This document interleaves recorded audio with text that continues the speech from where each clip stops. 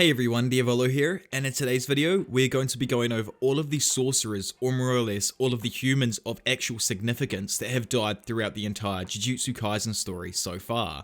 To do this, I will explain the moments leading up to all of their specific deaths in the best chronological order that I can manage, which will hopefully give you a scale as to how much of an increase in absolute violence and brutality happens throughout the later arcs in this story, or so far at least. So obviously, this will include a plethora of different deaths from throughout the manga, so for anyone who isn't anime only, this video will have major spoilers for you, so just be aware of that. Also, just before we get into today's video, are you ever browsing the web trying to find figurines straight from Japan, or even just Japanese products straight from our physical homeland in general, but can't seem to find any sites who ship out of the country? Well, everyone, I've got us sorted. Today's sponsor for this video, Buyee, is absolutely amazing.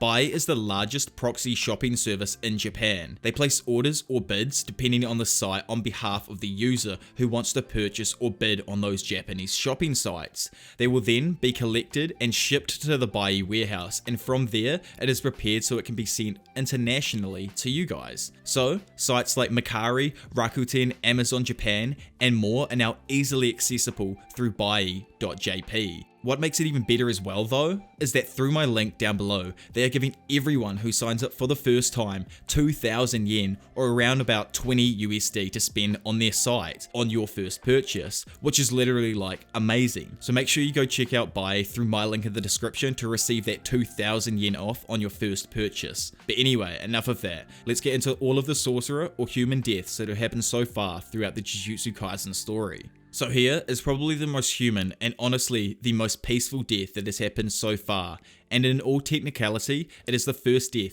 that happens throughout Yuji's story in the Jujutsu Kaisen world, and this here is the death of Itadori Wasuke, better known as Yuji's grandfather. When Yuji visits Wasuke in the hospital, Wasuke tries to attempt to reveal something about Yuji's parents to him, but Yuji refuses to listen or hear what he has to say to him, telling him to stop acting cool. But just before passing away, Wasuke tells Yuji that he is a strong kid and to help people whenever he can. He goes on to tell Yuji to make sure to be surrounded by others that love him at the time of his death, and not to turn out like him, dying alone in a hospital room. He then passes away, leaving Yuji with some of the most influential words of the entire story so far, and words that Yuji is determined to live by.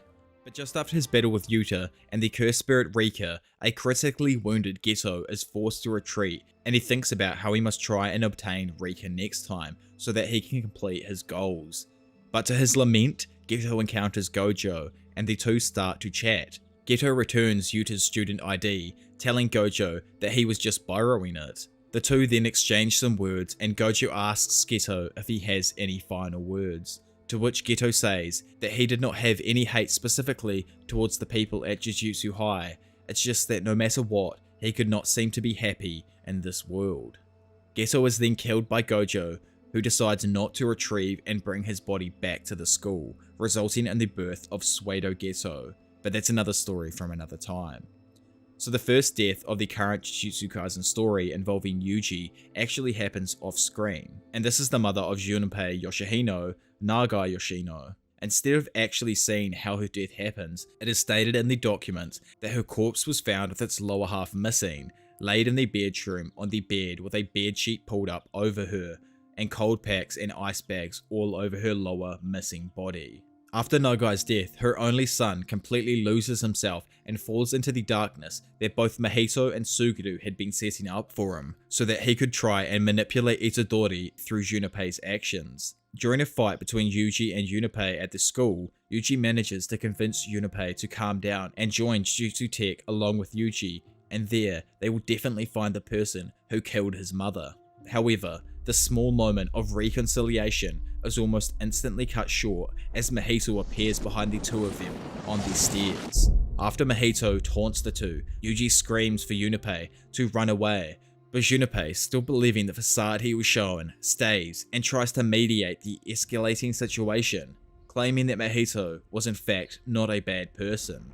However, as he says these words, images of Mahito's experiments flash through his already conflicted mind, which causes Junpei's voice to die in his throat as he seemingly realizes that he's made a grave mistake.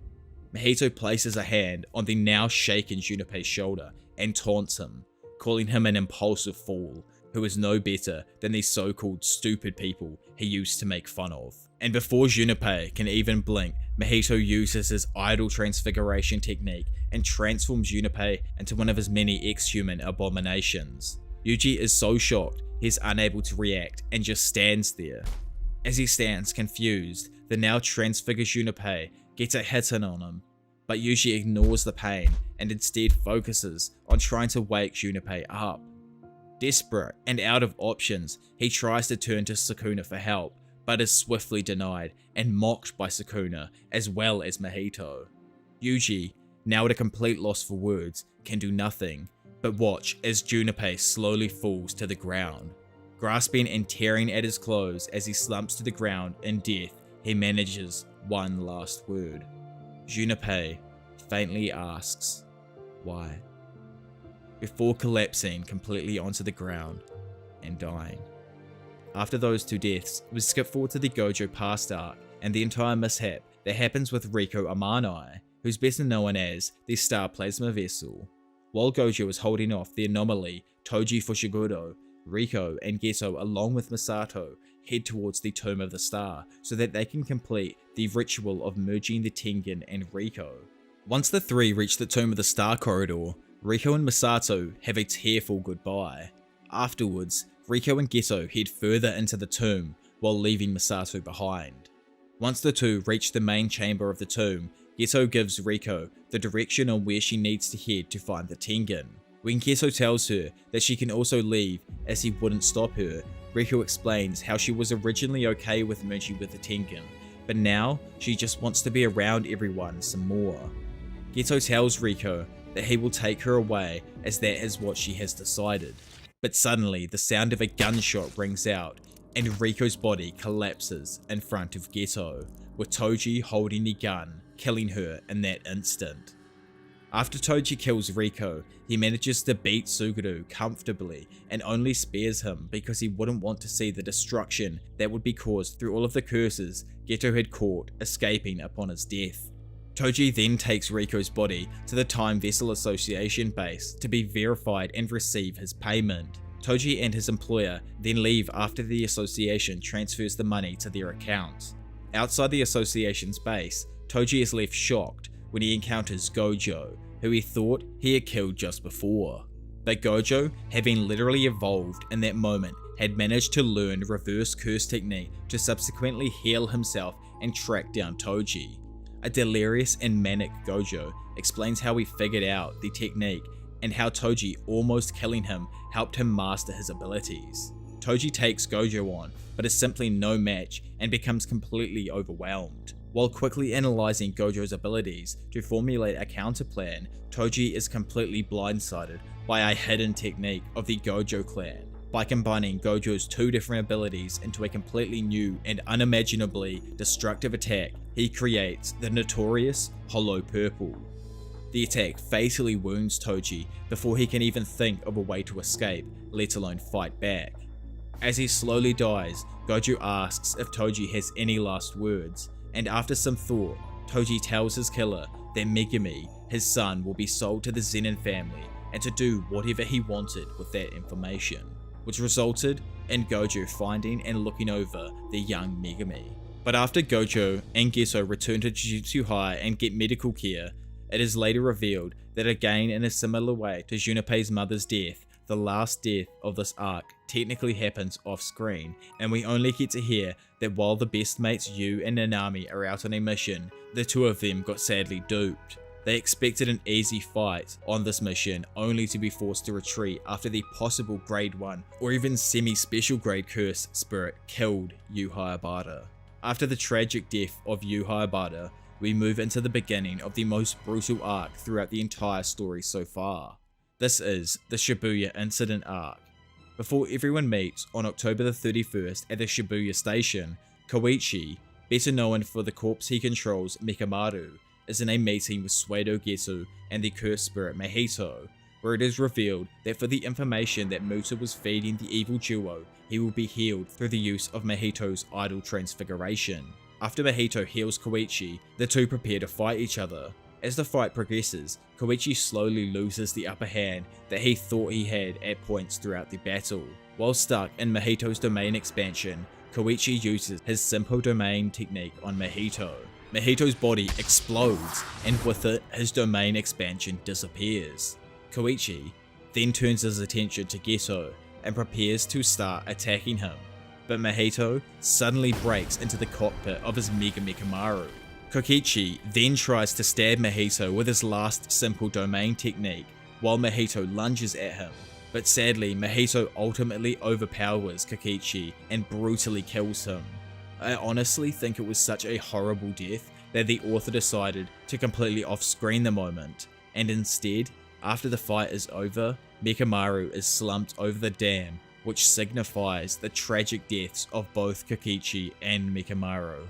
At the start of the Shibuya incident, the next two deaths happen when Takuma Ino gets into a battle against Ogami and her grandson. Ogami starts a chant while her grandson protects her from Ino's barrage. Once she is done chanting, she uses her technique to transform her grandson into a heavenly gifted Toji Zenin, using her seance technique. Once her grandson, using the strength of Toji, defeats Ino, she orders him to go down and take care of the other sorcerers, when suddenly, Toji takes control of her grandson. Ogami backs off and wonders how Toji was able to take control, since she only summoned the body's information instead of the soul itself. While she stands confused, Toji explains how he has a special body, and in that moment murders a terrified Ogami. As for her grandson, he subsequently died the moment Toji killed himself during his battle against Megami, as that was the only way to stop the rage that he possessed. Moving on, after the battle against Dagon that we spoke about earlier in the video, Toji snatches Megami away almost instantly after defeating the Curse Spirit. While this happens, Naobito's attention is more focused on the arrival of Jogo, who had just made his way to the scene. Jogo manages to easily take care of Maki and Nanami, quickly burning them before they can even react. Naobito manages to evade Jogo's attack, however, Jogo manages to hit Naobito with two disaster flames, immobilizing the 26th head of the Zenin clan, subsequently killing him in that moment as well, as Naobito ended up dying of his wounds off screen at the end of the arc.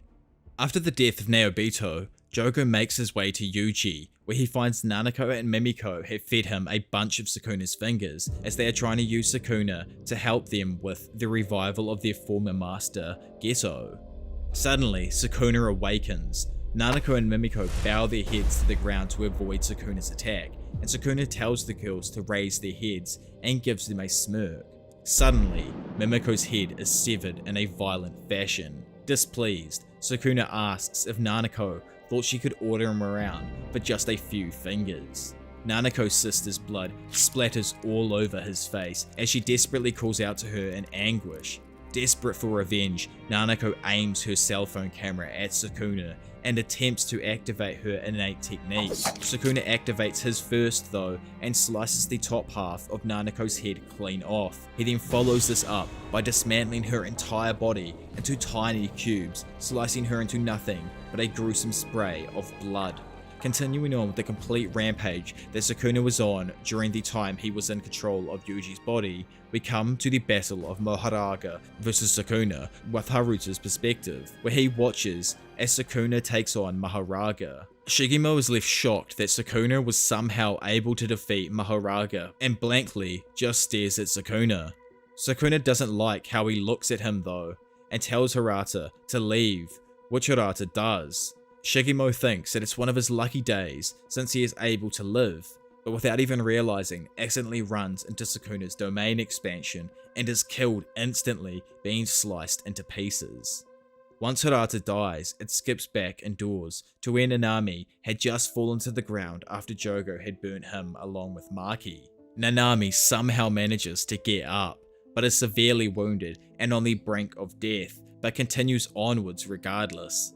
When Nanami comes across a large amount of mutated humans, he thinks about how he could have spent his time living in Malaysia as he begins to become tired. Worried, Nanami thinks about Maki, Megami, and Naobito and wonders what will happen to them. Nanami then takes on the mutated humans and is confronted by no one other than Mahito. The two have a small chat, and Nanami wonders what Mahito's true intentions really are.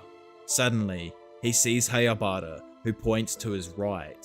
Nanami turns to see Yuji. As Mahito places his hand on Nanami's chest, Nanami tells Yuji that he's got it from here, before his entire upper torso explodes through Mahito's manipulation, killing him instantly.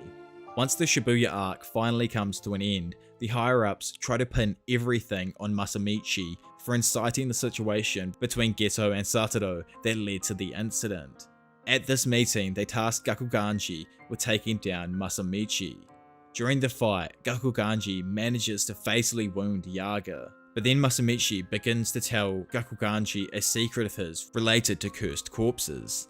Masamichi tells Gakuganji that one can replicate a soul's information from physical information, and that information has to be placed into a curse's corpse. 3 highly compatible cores that are constantly observing each other must then be placed into a corpse, and only then will the souls stabilize and give rise to self-awareness. 3 months are then required for the cursed corpse to reach self-sustaining curse energy. Gakuganji then asks Masamichi why he didn't reveal this information before he was fatally wounded, and Masamichi replies that this was a curse from him to Gakuganji. Panda then arrives and Gakuganji prepares to fight, but Panda ignores him and rushes to Masamichi's side, cradling the dead principal's body. At a similar time to the death of Masamichi, Maki had decided that she would head to the Zenin family household to retrieve the weapons from the family's armory. Sadly, after she turns up, she is led into a trap where she finds Mai on the ground heavily wounded. After a battle breaks out between father and daughter, Maki gets heavily wounded also, even having some of her intestines exposed. After Ogi defeats Maki, he drags the 2 sisters to a room used for training against cursed spirits. When Ogi leaves, Mai manages to stand up and moves to Maki, where she senses a heartbeat. Mai comments on how tough Maki is, before adding on how she suspected that this would happen someday. She then leans down to Maki, and they both transcend into a dreamlike state where they find themselves at a beach. Mai says that her injuries are too heavy for her to survive what she is planning to do, and starts to walk away into the ocean. At first, Maki doesn't understand what Mai is doing, so she calls out for her sister. Mai explains that given they were born twins, their cursed potential is tied to each other, and for Maki to evolve, Mai will need to want to do the same. As long as Mai, who is not planning to become stronger, is alive and stagnant, Maki will remain where she is too. Mai admits to Maki that for her to grow, Mai will have to die. Mai then gives her life to create a weapon for Maki and remove her curse energy completely, allowing her to slay the spirit and emerge thanks to her now achieving the same superhuman physical abilities of their cousin, Toji Fushiguro. Noticing the sudden disappearance of the cursed spirits, Ogi then sees Maki emerge from the room. Upon seeing his daughter, Ogi is immediately filled with the same dread that he felt from Toji earlier in his life. He then draws his sword and then activates his innate technique to fight her once again, but she quickly slices his head in half and kills him, not even giving him a moment to react. After Maki dispatches her father, Chojuro is with Jinichi and Ranta after he uses an innate technique to trap Maki within 2 rock hands. However, Maki is easily able to break out of the technique, and for a brief moment, Chojuro fights alongside Nobuaki Zenin. However, their efforts were for naught, as Maki rips out their throats and Chojuro is killed by said attack along with Nobuaki. After Chojuro and Nobuaki got eliminated, Ranta uses his restraining technique on Maki. Seeing the younger sorcerer struggle, Jinichi initially wanted to help him, but Ranta insisted that they had to focus on killing Maki first. Jinichi strikes at Maki with a barrage of gigantic punches while Ranta was holding her down, but it was to no avail, and the older of the 2 remaining sorcerers was beheaded moments later. Ranta, at his deathbed due to the overuse of his technique, tells Jinichi he's done it, collapsing lifelessly thereafter, completely oblivious to Maki walking past him with Jinichi's severed head. Once Maki leaves, Naoya tries to crawl to safety, remarking to himself that she didn't finish him off. However, Maki's mother, who was also on the verge of death, walked up to Naoya from behind and stabbed him in the back. At this point, Naoya was too weak to use curse energy to defend himself, so he was killed without even putting up a fight. And honestly, for someone who joked that any woman who can't walk 3 steps behind a man should get stabbed in the back and die, I think this was an extremely fitting death for the narcissistic Naoya Zenin. So, well, that officially brings us up to date with all of the current sorcerer, or more or less humans of actual significance who have died throughout the story. So far at least. When it comes to Nobara, I've obviously decided not to add her into this list because, well, as far as we know, it's completely unconfirmed whether or not Nobara is still alive or dead. In all honesty, I'm assuming that she is probably alive somewhere, healing up, or at least, that's kind of what I hope is going on. I've decided not to include the rest of the Kukuru unit as they really didn't play any kind of significance in the story, as they got completely decimated in under a chapter by Maki. If you think that I've somehow missed any, then be sure to let me know it in the comment section below, as I'm pretty sure, I'm 100% sure that I've got at least everyone of major significance, in this video here. I think all of the other, remaining human deaths were just unnamed civilians.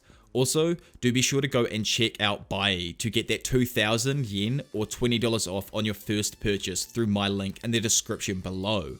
Plus, hit that subscribe button if you are new around here, and also be sure to leave a like as well, as it really helps out with the algorithm and pushes my stuff to a bunch of new amazing people. But anyway, enough of that. For now, it's been your professional degenerate, Diavolo, and I'll see you all in a bit. Bye.